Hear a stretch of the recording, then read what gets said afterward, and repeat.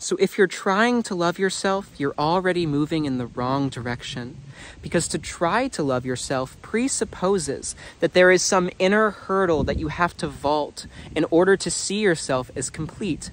Even though the fact that you're trying to love yourself is proof that you already do love yourself. Because why would you be trying to love yourself if you didn't see yourself as worth loving in the first place? You know, I suffered from an eating disorder for a long time, and it was so frustrating because no matter how much I would treat myself to my fear foods and tell myself I was beautiful in front of the mirror, I still felt trapped by the crushing weight of self-hate. Because every time I looked in the mirror, I was searching for reasons that I loved myself. Ari, your eyes are so beautiful and twinkling, and your hair is so pretty and curly. It was like I was creating this set of inner conditions for self-love, and then telling myself that I satisfied those conditions, and therefore was worthy of love. Likewise, when you tell yourself things like, I'm so nice to my friends, look at how worthy of love I am, or I'm so beautiful and talented and smart, it's like you're creating a losing battle for yourself, because true self-love is unconditional. True self-love is the radical understanding that you are just as worthy of compassion and joy as motherfucking Teresa, because you and Mother Teresa are made of the same substance, which in one manner can be understood as love itself. And just a side note, whatever stories you tell about yourself that qualify your self-love, the opposite can always be proven. Yin and yang, right? If you tell yourself you're smart, you'll find a way to prove that you're not smart. If you tell yourself you're pretty, you'll find a way to prove that you're ugly. Making your self-love dependent on stories is, by law, going to cause you to hate yourself more in the long run.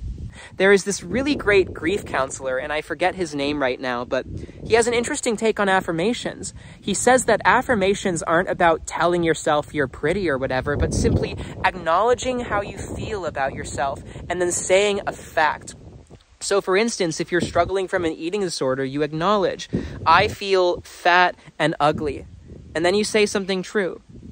A stranger complimented me on my outfit today.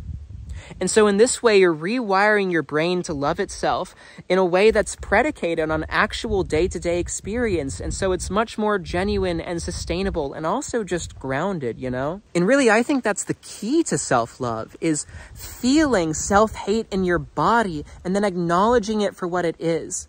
Simply energy shifting through your system with no name or form or consequence other than the power that you choose to give it.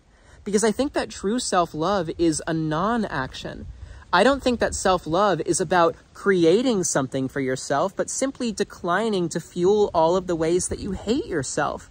For instance, when I had an eating disorder, I would feel so pressured to step on the scale and lift up my shirt to see if I had abs. And it was only when I stopped doing these things and felt that pressure in my body and sat with it that self-love naturally flowed into my experience. Because love is the natural condition of your being, and all nature wants to do is return to its natural state.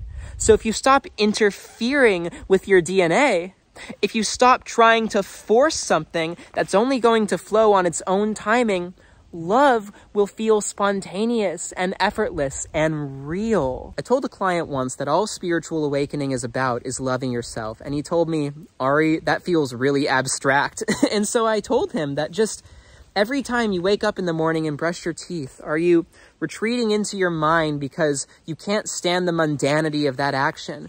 Or are you drinking in all of the raw sensations of that moment, truly embracing the sheer plainness of the bristles brushing against your teeth and the rigidity of you standing on your bathroom floor? Self-love isn't just about telling yourself that you're beautiful, but it's about embracing every facet of your life, because you're not just a body, you're not even just a mind, you are all of it and then some, and all of it is worthy of your attention and your care. You start to notice all of these ways that you feel obligated to be something you're not.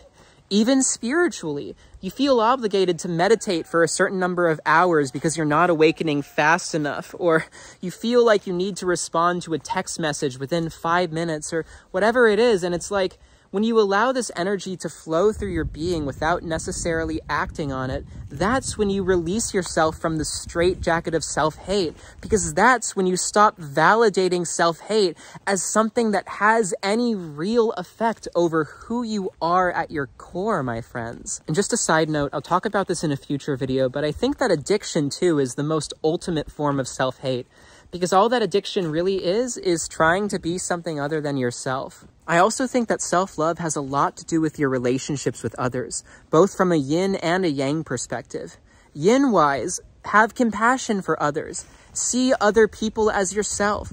Acknowledge when you do kind things for others how you feel good about yourself in tandem because you are the other person. And then yang-wise, set boundaries for yourself. Recognize yourself as worth fighting for and worth being free and telling people to fuck off when you need to. I get plenty of hate comments on this channel, most of them talking about my appearance. And I just don't give those comments my time or energy most of the time, because why would I care about people who were never gonna care about my own well-being in the first place? You know what I mean? You have done nothing wrong.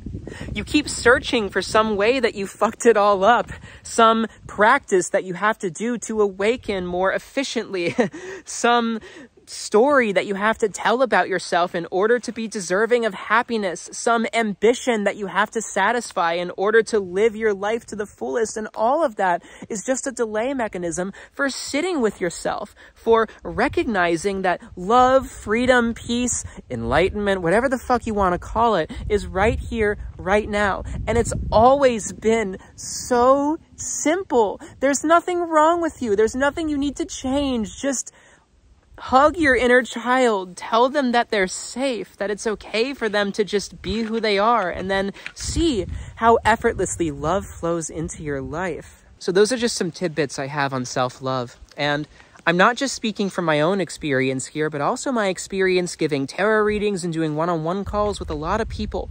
Because pretty much every person that speaks to me, it's like they're looking for somebody else to give them permission to drop whatever obligations they have and just enjoy resting in the security of their own being.